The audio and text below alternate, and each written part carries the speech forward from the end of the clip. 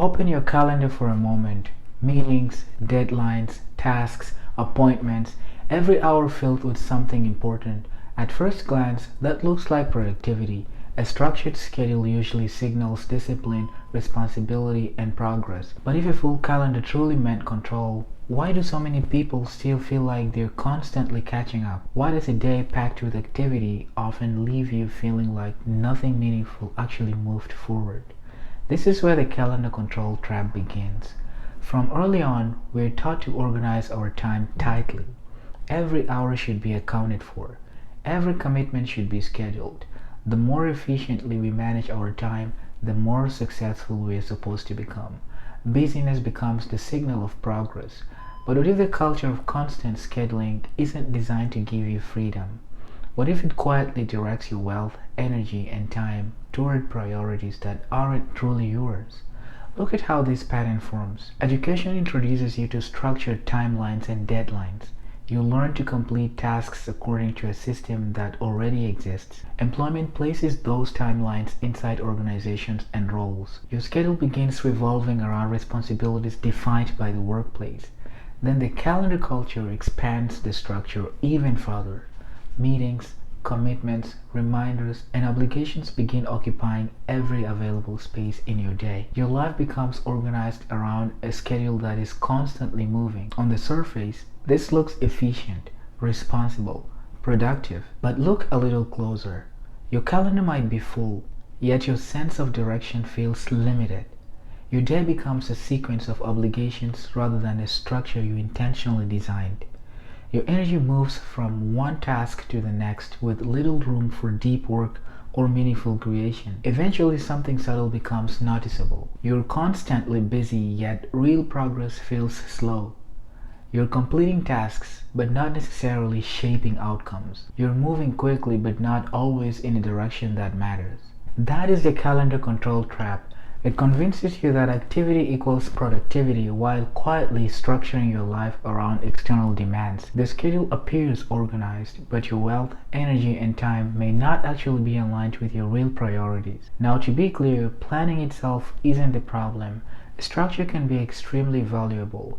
The problem appears when your calendar becomes the authority over your day instead of a tool you consciously design. Just like the other traps in this series, recognizing the pattern isn't enough. Escaping it requires a different structure guiding how your life operates. That's where wet flow comes in.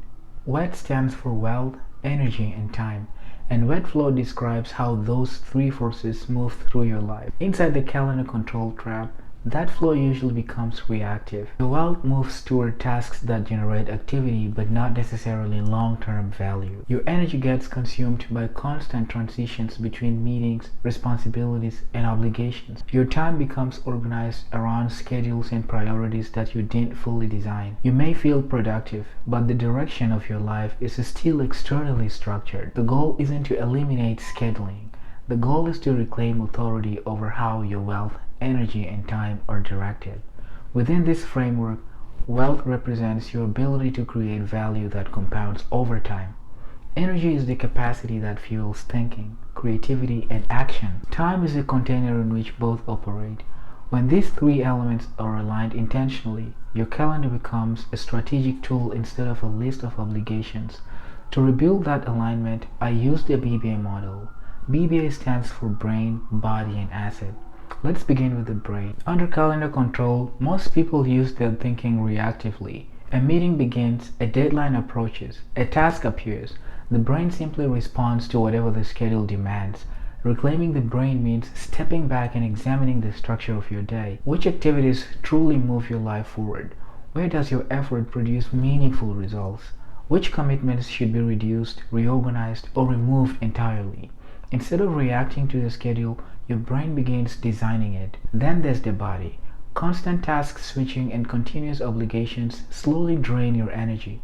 Even when each task feels manageable on its own, the accumulation eventually creates fatigue and reduced clarity. Rebuilding the body means protecting your energy. That includes focused work periods, proper recovery, and daily rhythms that allow sustained performance.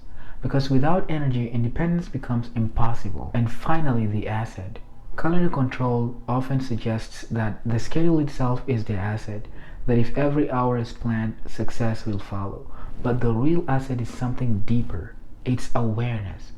Your awareness allows you to observe how your wealth, energy, and time are actually being used. Once those patterns become visible, you can begin redirecting them toward what truly matters. When your brain thinks strategically, your body maintains strong energy, and your asset preserves awareness, the calendar begins to change its role. It stops acting like a constraint, it becomes a tool. This is where the difference between the 24-hour clock and the 25-hour clock becomes important. The 24-hour clock represents the default loop most people operate within. Inside that loop, habit becomes constant activity, belief becomes the assumption that busyness equals progress, system becomes the external structures that dictate your schedule. Each day repeats the same pattern.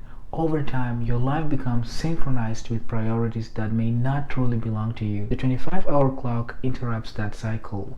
It doesn't mean adding another hour to the day. It means redesigning how the existing hours are used. Habit shifts from constant reaction to deliberate creation. Belief shifts from external validation to internal direction. System becomes something you consciously design instead of something you simply inherit. When those elements align with your brain, body, and asset, your wealth flow begins to move differently. Your wealth starts building toward outcomes that compound. Your energy is preserved for work that truly matters. Your time becomes invested rather than constantly consumed. At that point, your calendar stops controlling your life and begins serving it. In the next videos, I'll share how I personally experienced this trap, how constant scheduling and busyness shaped my habits and routines without me realizing it.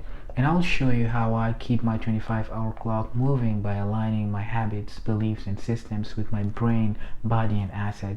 Not theory, execution. If this resonates with you, subscribe to follow the series. You won't just learn how to recognize these traps, you'll see how to stay out of them. And if you're honest with yourself, you've probably felt the pattern already.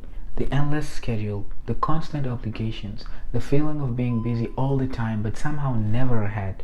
Breaking that cycle doesn't start with a new planner or a longer to-do list. It starts with a decision that your wealth, energy, and time belong to you. Start your 25-hour clock. I'll see you in the next one.